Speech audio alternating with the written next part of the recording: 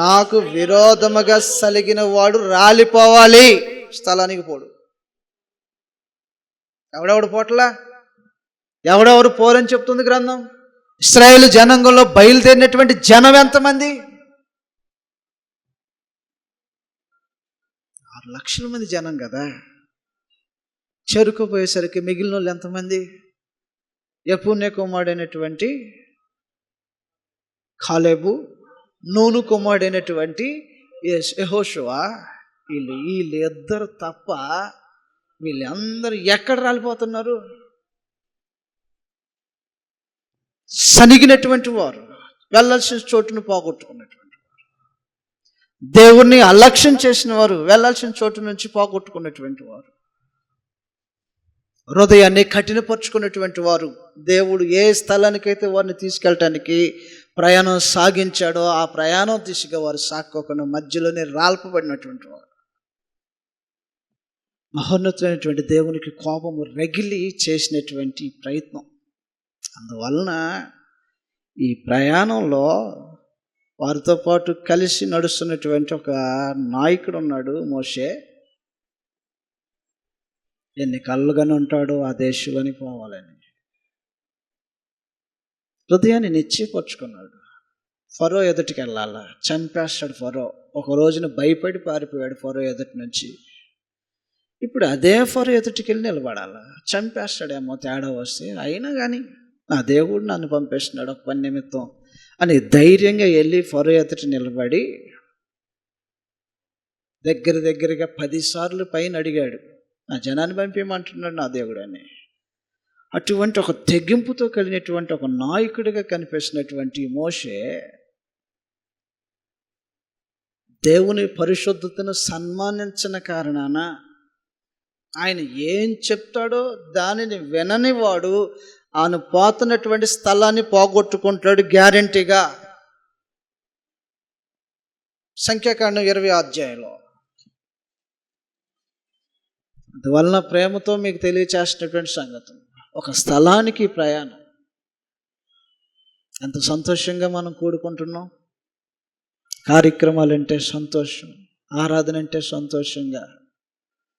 ఎక్కడ ఏదైనా సరే ప్రభు పని, దేవుని పని అంటే మనుషుల యొక్క హృదయాల్లో ఎంతో సంతోషము, ఆర్భాటాలతో జరుగుతున్నటువంటి కార్యక్రమాలలో ఒకవేళ ఎక్కడ కూర్చున్నటువంటి మనలో ఎవరమైనా సరే మన చోటుకు పోకోకుండా గనక ఏదన్నా అవంతరంగా తగిలితే ఈ సంతోషమేమో.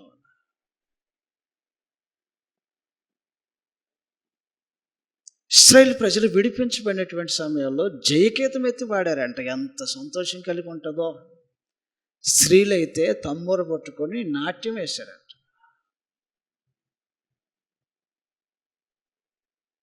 మేము మా స్థలంకి వెళ్తున్నాం, మేము ఒక వాగ్దాన దేశానికి వెళ్తున్నాం, మా పితరులతో దేవుడు ప్రమాణం చేసిన దేశానికి వెళ్తున్నాం అనేటువంటి ఈ యొక్క ప్రయాణము ప్రారంభించబడినప్పుడు వారి హృదయంలో ఎంత సంతోషం కలిగిందో. కానీ అరణ్యంలో రాలిపోవలసినటువంటి పరిస్థితులు వచ్చినప్పుడు నిజంగా వారి దుఃఖం ఎంత బాధభరితంగా ఉంటుందో.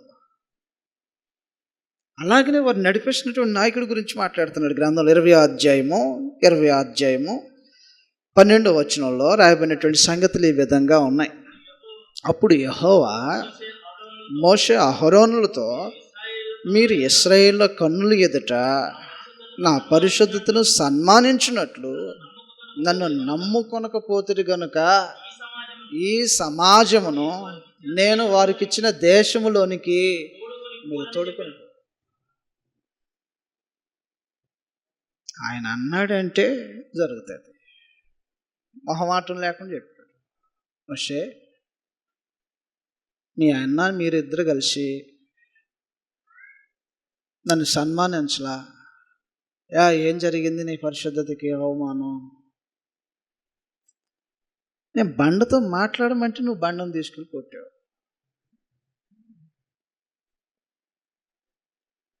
బండను చూపించాడు, బండతో మాట్లాడు, అది నీకు నీళ్ళు వేస్తుందని అన్నాడు. చేతిలో కర్ర ఉందంట, వేసి కొట్టాడు. కొట్టేటప్పుడు పరమ తండ్రి అబ్జెక్షన్ చేయలా, నిలవరించలా. అది కొడితే నువ్వు పోగొట్టుకుంటావు నీ గమ్యాన్ని అని చెప్పలా. చూస్తున్నాడు ఏం చేస్తాడు. నరుని యొక్క స్వాతంత్రంలో దేవుడు చేతులు పెట్టుకోవటానికి ఆలోచన చేసేవాడు కాదన్నమాట. ఆజ్ఞాపించాడు, చేస్తున్నాడు, లేదు చూస్తున్నాడు. ఈ రోజున క్రీస్తు నందు మనుషులకు ఆజ్ఞాపించబడి ఉన్నాయి, చూస్తా ఉన్నాడు. ఒకే ఒక తప్పిదం, మోషే చేసినటువంటి తప్పిదం, బండతో మాట్లాడమంటే బండను కొట్టాడు.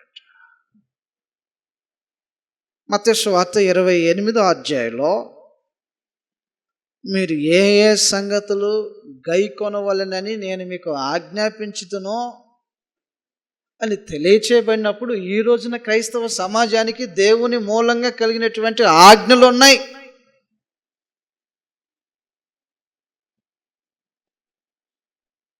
క్రొత్త నిబంధనలో అపోస్తుల యొక్క బోధలో రాయబడినటువంటి పత్రికలో ఎన్నెన్ని సంగతులు ఉన్నాయో, నిజంగా ఎన్ని తప్పిదాలు జరుగుతున్నాయి. రోజుకొకటి, ఒక 5, ఒక 10 తప్పిపోవటం. ఫాలో అవటం గురించి మాట్లాడలేను. అపోస్తుల బోధలో ఇవ్వబడినటువంటి ఆజ్ఞలు ఎన్నో ఉన్నాయి కదా. ఈ ఆజ్ఞలలో తప్పిపోయేది కనీసం ఒకటైనా ఉంటే ఏం చేయాలి? నేను మోషే తప్పిపోయింది ఎన్ని? అపరాధంగా తీర్చబడింది ఎన్ని అపరాధాలు, ఎన్ని తప్పిదాలకు? ఒకే ఒక అపరాధం, మాట్లాడమంటే కొట్టాడు. జీవితాన్ని త్యాగం చేసినటువంటి త్యాగమూర్తి మోషే. ఐగుప్తు యొక్క ధనాన్ని కాళ్ళదన్నుకొని వచ్చాడు. మత్తయి సువార్త 28వ అధ్యాయంలో రాయబడినటువంటి సంగతులు ఈ విధంగా ఉన్నాయి, చదువుతున్నాం మనం. 28వ అధ్యాయం 20వ వచనంలో, నేను మీకు ఏ సంగతులను ఆజ్ఞాపించుతునో వాటన్నిటినీ గైకొనవలెనని. అందువలన ఆజ్ఞలు ఉన్నాయి, కృష్ణ యొక్క బోధల ఆజ్ఞలు ఉన్నాయి. ఒకరోజు ఆజ్ఞ ఏంటంటే ఆ బండతో మాట్లాడు, ఆ బండని మీకు నీళ్ళు ఇస్తుంది. ఇది ఆజ్ఞ. ఆజ్ఞ అతిక్రమం జరిగిపోయిందంట. మాట్లాడమన్నటువంటి బండతో కర్ర తీసుకొని కొట్టినటువంటి వాడై ఉన్నాడు మోషే. వెంటనే పరమ తండ్రి మోషేని పిలిపించి, మోషే ఏంటి నీ కళ? ఏముంటుందా ఈ కళ? నా జనంతో పాటు నా పితరులతో చేసినటువంటి వాగ్దాన భూమిలో ఒక్కసారి నా కాలు మోపి ప్రశాంతంగా ఆకాశం వైపు చేర్చితే చాలనుకున్నాడేమో. ఇదేనా నీ కళ? అవును, అదే నా కళ. అవును కదా, 40 సంవత్సరాల నుంచి మేము అంతా అటు తిరిగి ఇటు తిరిగి స్ట్రైట్గా వెళ్ళాల్సినటువంటి మార్గంలో చుట్టూ తిప్పుకుంటా దగ్గరగా 11 రోజులు వెళ్ళే ప్రయాణాన్ని 40 సంవత్సరాలు పట్టించి అటు తిప్పి తీసుకొని వస్తుంటే ఏంది ఇంత శ్రమ అంటే, ఆ భూభాగంలోకి వెళ్ళాలి. మాకు వాగ్దానం చేసే స్థలం అది, అది పాలు తేనెలు ప్రవహించే దేశం అది. కాబట్టి ఆ భూభాగంలోకి మేము వెళ్ళటమే నా లక్ష్యం అని అంటాడేమో. ఇదేనా నీ కళ? ఇదే నా కళ అని అంటాడేమో. నీ కళ కలగానే మిగిలిపోద్ది, నీ చోటును పోగొట్టుకున్నావు నువ్వు. నా పరిశుద్ధతను సన్మానించాలి. నెంబర్ 1, నీ హృదయం కఠినపరచబడింది, ప్రమాణం చేశాడు, నీ చోటుకు నువ్వు పోవు. నెంబర్ 2, నన్ను అలక్ష్యం చేశావు, నీ చోటుకు నువ్వు పోవు. నెంబర్ 3, విరోధంగా నా మీద సనిగావు, నీ చోటుకు నువ్వు పోవు. నెంబర్ 4, నా పరిశుద్ధతకు అవమానం కలిగింది, సన్మానం కలగల, నీ చోటు నువ్వు పోవు. మనసులో పెట్టుకున్నాడు ఈ మాట. ఆలోచన చేసి ఉంటాడు. నిజంగా ఒక మనుషుడు పాటు పడితే తెలిసిద్ది ఒక దానికోసం ఎంత లక్ష్యంతో, ఎంత శ్రమతో, ఎన్ని అవరోధాలను ఓర్చుకొని, ఎన్ని ప్రమాదాలకు, ఎన్ని రిస్కులకు నిలబడి తన జనాంగాన్ని నడిపించుకుంటూ వస్తున్నాడో. ఇది అంత ఒక్కసారిగా తిరిగి ఉంటుంది ఆయన మనసులో. ఎంత చిన్న తప్పిదమా! 40 సంవత్సరాలు ఈ ప్రయాస తినక వాడొక మాటని వీడొక మాటని, ఒకసారి ఏమో కర్ర పట్టుకొని వచ్చి మోషేని చంపేంత గొడవ చేసే, ఒకసారి ఏమో దేవుడు కోపట్టు, ఇంకోసారి జనం కోపట్టు, ఇంకోసారి ఏమో అన్ని జనులతో యుద్ధం. ఇవన్నిటిని ఓర్చుకొని వస్తున్నటువంటి మనుషుడికి ఒకే ఒక మాట వినపడింది, నువ్వు వెళ్ళవు. హృదయం పగిలిపోయి ఉంటుంది. తన శ్రమకు తగిన ఫలితము దొరకదు అని ఎప్పుడైతే నిశ్చయం తన హృదయంలో కలుగుతుందో, ఎప్పుడైతే ఆ మాటలు ఆ విధంగా ఆయన ప్రేరేపించేశాయో, ఆయన హృదయం పగిలిపోయి ఉంటుంది. దగ్గరికి వెళ్తున్నారు, ప్రయాణం అది. అలాగా యొర్దాను దాటితే అడుగులు పడిపోతాయి వాగ్దాన దేశంలోనికి. యొర్దాను పై భాగంలో దగ్గరికి వచ్చినప్పుడు తనతో పాటు కుటుంబం వస్తుంది. 2 బిడ్డలు ఉన్నారు. నిజంగా ఆ 2 కొడుకుల్ని ఎంత ఇదిగా వాళ్ళ కళ్ళలో కళ్ళు పెట్టి చూసుకుని ఉంటాడు.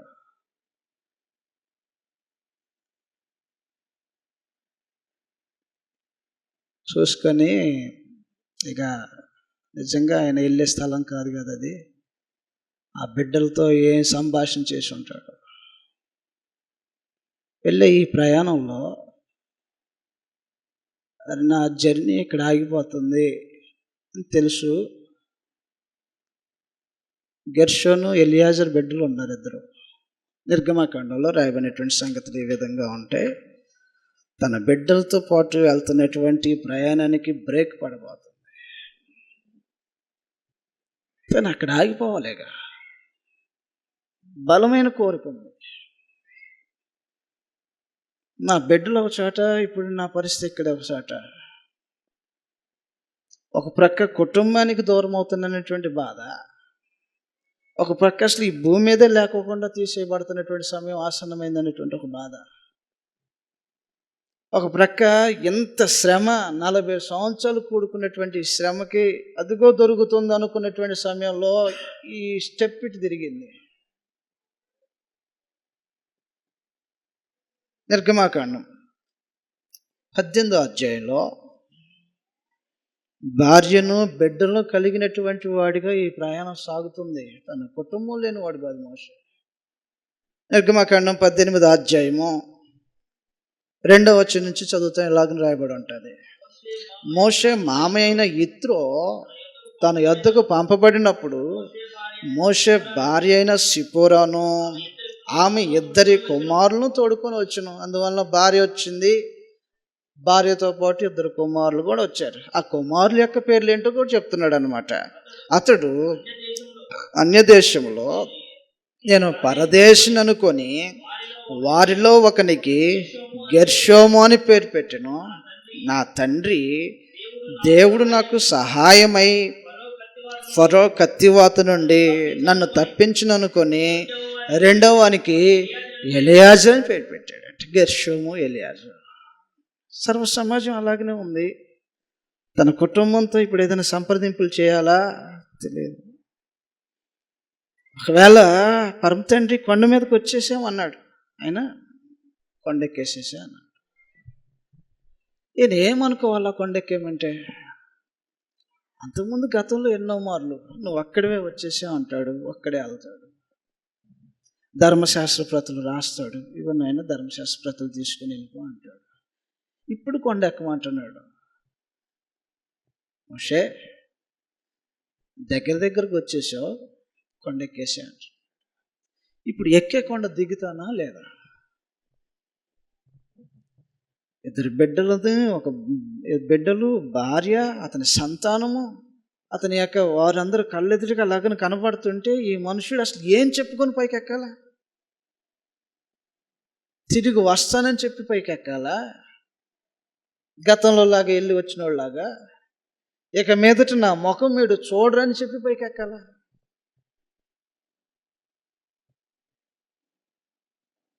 ఒకే ఒక చిన్న తప్పిదం, బండతో మాట్లాడమంటే దాన్ని కొట్టాడంట.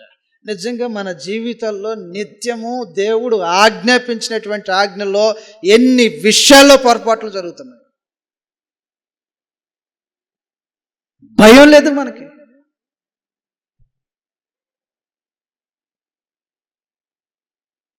అరణ్యంలో రాల్పేస్తా అన్న దానికి ఒక సూచన ఏం చూపించాడంటే, చెడ్డ సమాచారాన్ని తీసుకొచ్చినటువంటి మిగిలిన 10 మందిని అక్కడికక్కడ చంపేశాడు. 12 మందిని పంపించి వేగు చూడటానికి పంపిస్తే 2 మంచి సమాచారం తీసుకొచ్చారు, 10 మంది చెడ్డ సమాచారం తీసుకొచ్చారు. ఆ 10 మంది చెడ్డ సమాచారం తీసుకొచ్చిన వారిని అక్కడికక్కడ చంపేస్తే వీళ్ళ హృదయంలో ఏం పుట్టించాడంటే, ఇప్పుడు ఇది చేసిన వాడు ఈ అరణ్యంలో ఖచ్చితంగా మనం రాలుపుతాడు. కాబట్టి కుటుంబం ఉంది, సమాజం ఉంది, అందరూ ఉన్నారు, అందరూ తన వారుగా ఉన్నారు, తన గోత్రపు వారు ఉన్నారు, తన స్వజనులు ఉన్నారు. వారందరి మధ్యలో ఇప్పుడు వారందరిని వదిలేసి తను ఒక్కడే వెళ్ళాల.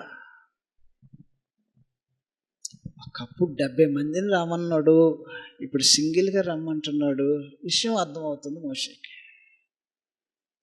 నిర్గమకాండం 24వ అధ్యాయంలో ఫలానా సమయంలో మోషేని పైకి రమ్మన్నప్పుడు తనతో పాటు కొంతమంది పెద్దలని, కొంతమంది వ్యక్తులను తోడు పెట్టుకొని పైకి రమ్మన్నవాడు ఇప్పుడు ఏంది సింగిల్గా రమ్మంటున్నాడు. 24వ అధ్యాయం మొదటి వచనంలో రాయబడినటువంటి సంగతులు ఇవి. మరియు ఆయన మోషేతో ఇట్లైను, నీవును అహరోనును నాదాబును అబీహును ఇశ్రాయేళ్ల పెద్దలలో 70 మంది యెహోవా యొద్దకు ఎక్కి వచ్చి, వలన ఎంతమందితో కూడుకునేటువంటి ఒక రోజున పర్వతారోహణము 70+ వీళ్ళు ఒక నలుగురు 74 మందితో ఒక రోజున పర్వతం ఎక్కటానికి రమ్మన్నవాడు ఇప్పుడు వచ్చేయి. తన విధి తన కళ్ళెదుటిగా తేటగా కనబడుతుంది. ఒక రోజున చిన్న పొరపాటు మాట్లాడమన్నాడంటే కొట్టాడు. దాన్ని సరిదిద్దుకునే ప్రయత్నం కూడా చేశాడు. ఆ బిడ్డలు నన్ను దాటేసి అవతలకి వెళ్ళిపోతారు, నేను ఒక్కడిని అయిపోతా. నా స్వజనులతో పాటు పడినటువంటి ప్రయాస, నా స్వజనులతో పాటు కలిసి దాన్ని అనుభవించాలి. వాగ్దాన భూమిని ఏమన్నా అని అంటే పరమతండ్రి ఏమంటాడంటే, దీని గురించి సంభాషణ వద్దు, నువ్వు నన్ను బ్రతిమాలొద్దు, నేను మొహమాట పడవద్దు, నువ్వు అడిగేవంటే నేను కాదని లేను, మధ్యలో ఇక మాటలొద్దు, మన ఇద్దరికి మాటలొద్దు అని అన్నాడు. మౌనం వహిస్తున్నాడంట. కాళ్ళు పట్టుకొని బ్రతిమలాడిన వాళ్ళగా బ్రతిమలాడుతాను. అయ్యా ఏదన్నా ఏ విషయాలు బాటు ఏ కోణంలో నుంచి అయినా, ఏ కోణం నుంచి లేదు ఇక